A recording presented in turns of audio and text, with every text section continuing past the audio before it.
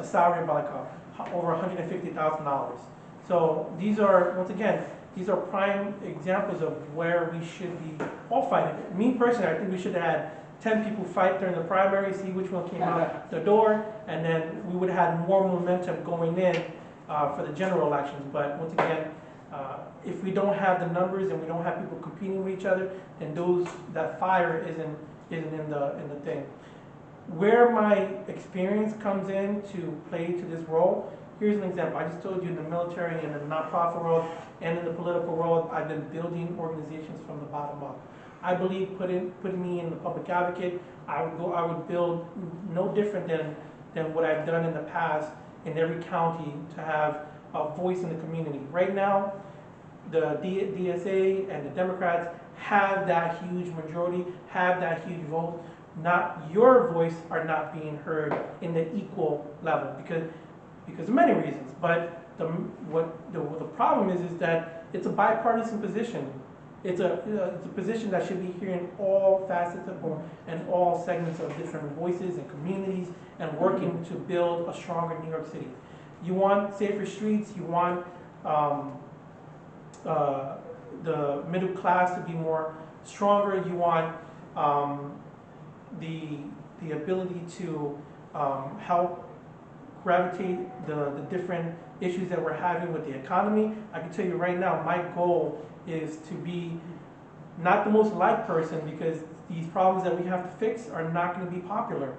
But getting them done, I believe in the long run, will make the city better. Having, giving the police officers immunity so they can do their jobs, getting officers back in, that ones that were fired because of COVID, to increase our numbers back up, getting the respect and admiration to our workers, city workers, so they can have livable wages. These are all in things that we have to be focusing that they're not focusing on. I use this scenario in my local public forums. If you have a cup and you start pouring water in it, at some point it's going to get full. Keep on putting water into it is going to make a mess. That's where the immigration problem came in. We have. Last time when I was sitting at the budget director's office at City Hall listening to, I think at the time it was like $4.4 billion for the immigration budget. And what they were doing was they were taking percentages from all the agencies to make up the deficit on that. And then the community pushed back to get the libraries, the police, and et cetera. But once again, that was only a small portion of the bigger picture that we were facing. One, we still have a huge budget for that, and two, those agencies have been underfunded, not only back then, but are continuously being overlooked. So if we don't get all those things back to par, then we're going to be suffering continuously.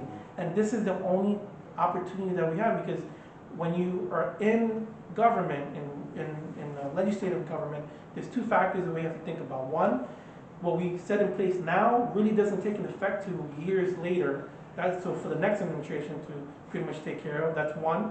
And two, just because we win in office doesn't mean we automatically will be able to pass laws. The legislation and politicians are rotated, but the city workers are the ones staying there. So you have, we call bureaucrats. That's the right word? Yeah. Administrators, thank you. Administrators that are there, and you have to learn and be able to navigate with those people.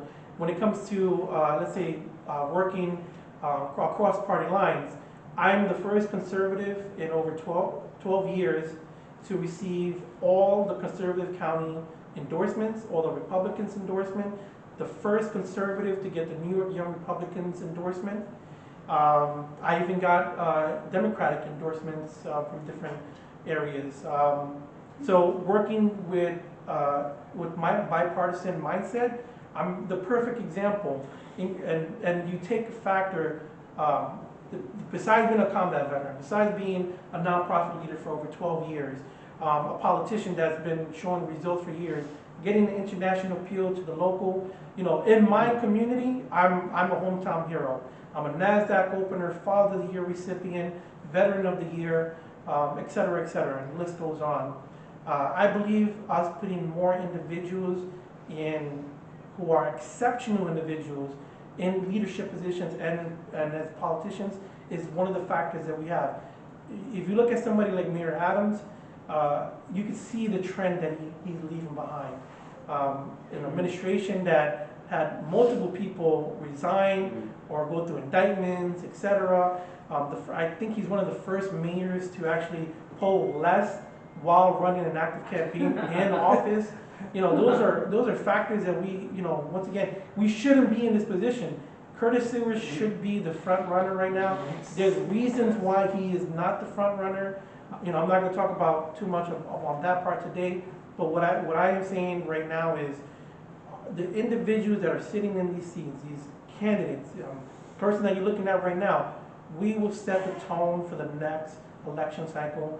We are prepared to make the sacrifices now, and I'm working to make sure that when the next election cycle comes up, we have those individuals in place, ready for matching funds, ready for the petitioning process, ready for the public forums that they have to and the debates, etc. like that.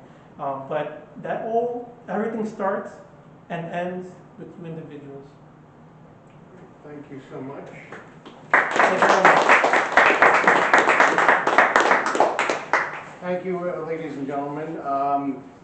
We are going to, just a quick note, we're going to have our next meeting on October 19th, and that'll be at 1:30 to 3:30, and we're going to have our guest speaker, who's also in our audience right now, Elijah Diaz, right? Josh, Yeah. What did I say? Joshua. Is it Joshua? That's technically my name on the ballot, Elijah. Okay, on the ballot it's Joshua Elijah Diaz, but we call him Elijah Diaz. Okay, he'll be speaking at our next meeting on October 19th. With that being said, thank you, ladies and gentlemen, for coming to our meeting. God bless you all. Thank you.